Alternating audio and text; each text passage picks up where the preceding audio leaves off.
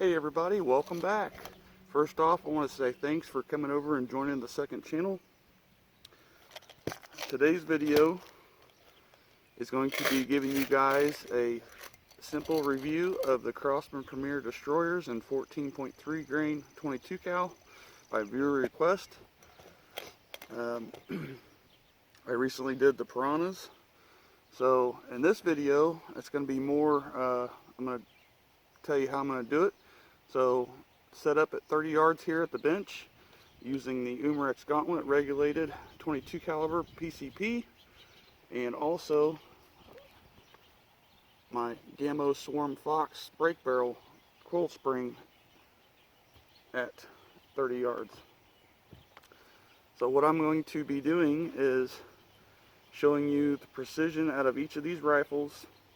I know the scope is not zeroed, first off. And then secondly, I'll show you the expansion shooting into a water bucket and give you guys the chronograph results to see how much more powerful each of these guns are with these pellets and how fast the velocity is. So I got the guns loaded up here. I got some different targets you guys might find very interesting downrange. Let's get into it. Alright, first up here is the Boomerangs Gauntlet. Got the magazine loaded up. This is factory, like out of the box as you would get it. Let's do it.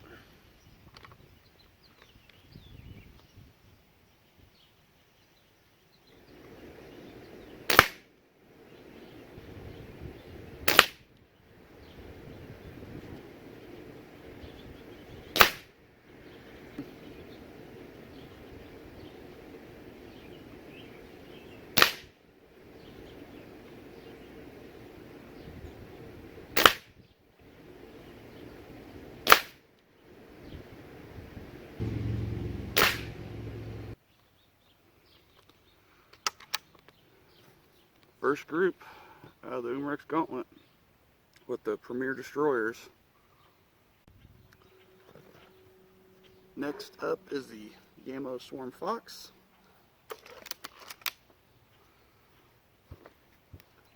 Seven shots, by the way, I didn't mention that, with the Boomerangs Gauntlet and the Swarm Fox.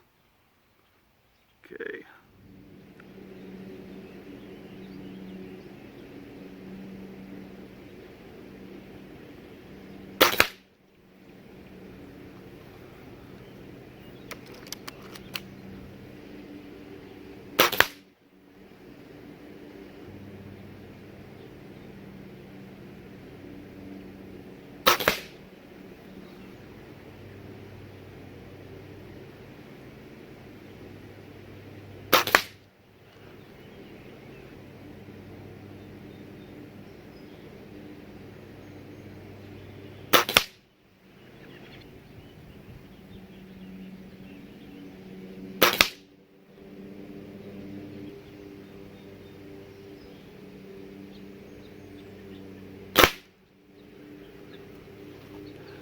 Those were all over the place.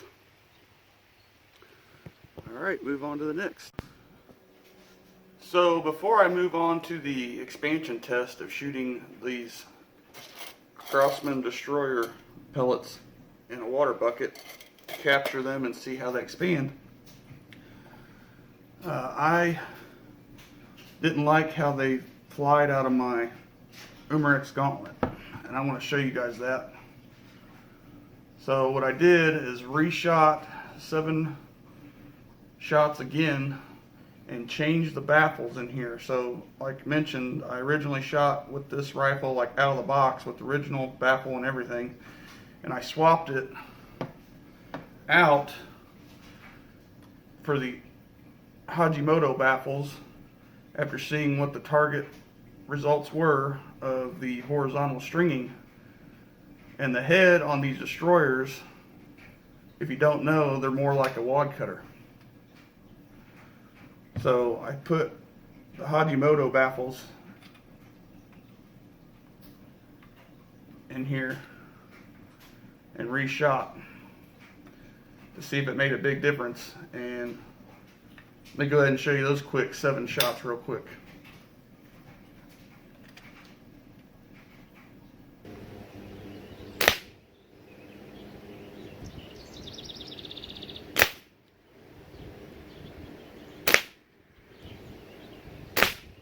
A double feed.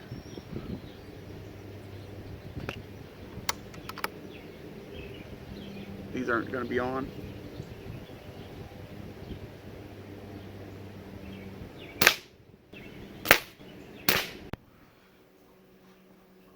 So that was definitely better than the original 7-shot group out of the factory stock rifle out of the box.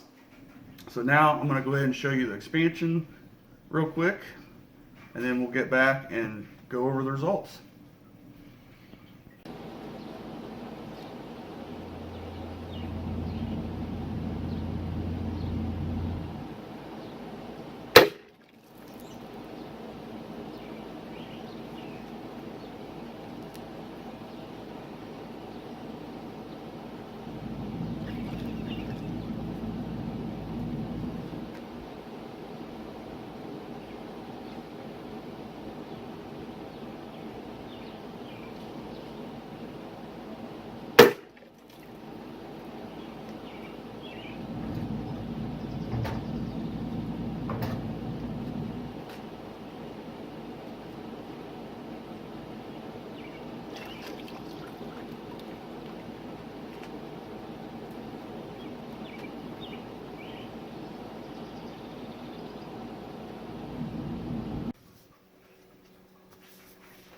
So now I am going to go over the results here.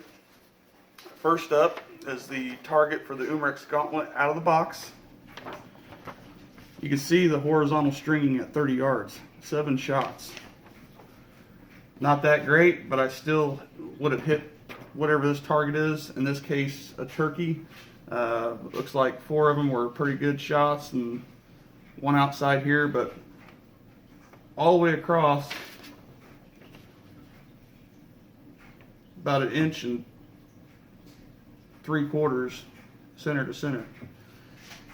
Not great, but you can see there, that's just how it is. That's how it landed.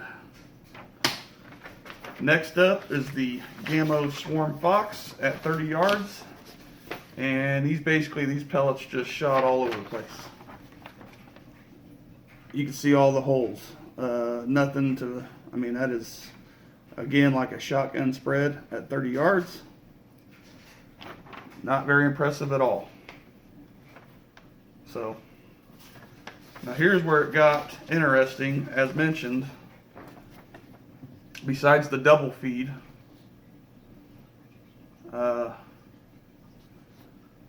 5 of them clustered very well right there with the Hajimoto Baffles at 30 yards.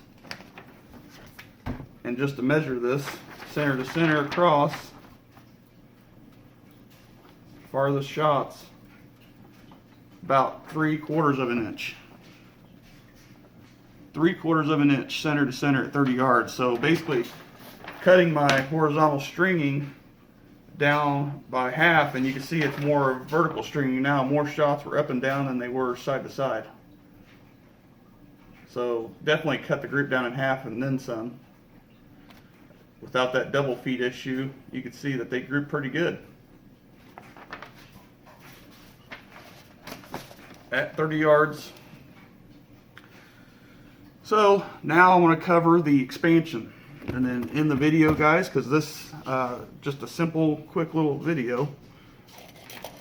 All right, so I'm going to get a factory pellet out of the tin. And I'll take close-ups. I know the camera doesn't do justice, but I'll take some close-ups. And I'm going to cover the chronograph results too, which I'll show you guys overlay in this. So here is a factory pellet. It looks like a wad cutter with a little point in the center of it. So here's what happened. There's the Camo Swarm Fox. It did not hit the bottom of the bucket, which I know somebody mentioned that. Does my pellets hit the bottom of the bucket? And it did not, because you can see the point. On this case, the Boomerangs Gauntlet did, because the point is somewhat flattened out, but there's a big difference in energy here, about 8 pounds of difference. So I'll show you guys the chronograph results. I think the Gauntlet was shooting at 830, and I can't remember off the top of my head of the swarm, but I know it was way less. Again, 8 foot-pounds difference. You could see at point blank how much this Gauntlet pellet peeled all the way down like mushroom, whereas this from the swarm turned into much like a disc. So again, I'll show close-ups of this just to show you guys. But I thought this was very interesting, and if you're wondering why I reshot the 7 pellets and put the Hajimoto baffles in, is because, for one, you've seen that it's horizontal stringing. And if you don't know, most rifle twist, unless specified otherwise, is a right-hand twist. So what it's doing is going clockwise. And my scope was on the crosshair of the target the whole time, and the pellets just kept going left of the target. So I started to think, you know, they're tight fitting in the chamber, and I started to think, because of the head of the pellet, that it was not really destabilizing, but it was more of a turbulence issue. And I switched the standard baffle out, which doesn't really reduce any air, it just makes a chamber, and it doesn't reduce any air, doesn't really suppress much, whereas the baffles have a cone system which dissipate the air in front of the pellet as the pellet's flying down the barrel better. The Hajimoto baffles do.